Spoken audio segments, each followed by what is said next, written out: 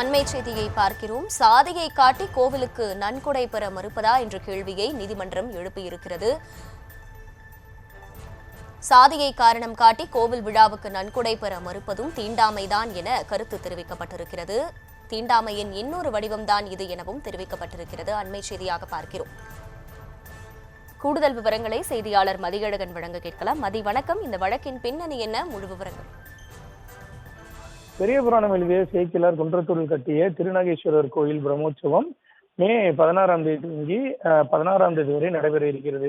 இந்த கோயில் விழாவுக்கு குறிப்பிட்ட சமுதாயத்தினரிடம் மட்டுமே நன்கொடைகள் வசூலிக்கப்பட்டதாகவும் மற்ற சமூகத்தினரிடம் நன்கொடைகள் வசூலிக்கப்படவில்லை என்றும் கூறி குன்றத்தூரை சேர்ந்த அம்பேத்கர் மக்கள் நீதி இயக்க தலைவர் இல பாண்டியராஜன் என்பவர் சென்னை உயர்நீதிமன்றத்தில் மனு தாக்கல் செய்திருந்தார்.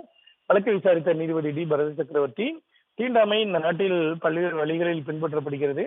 அந்த வகையில் சாதியை காரணம் காட்டி நன்கொடை பெற மறுப்பதும் தீண்டாமையின் இன்னொரு வடிவம் என குறிப்பிட்டிருக்கிறார். கடவுள் முன் ஜாதி இருக்கக்கூடாது என ஏற்கனவே பிறப்பித்த உத்தரவை சுட்டிக்காட்டி இருக்கக்கூடிய நீதிபதி அனைத்து சமுதாயத்தினரும் நன்கொடை வழங்க அனுமதிக்க வேண்டும் என அளித்த மனுவை பரிசீலித்து தகுந்த உத்தரவை பிறப்பிக்க வேண்டும் என இந்து சமய அறநிலைத்துறைக்கு உத்தரவிட்டு இந்த வழக்கை முடித்து வைத்தார்.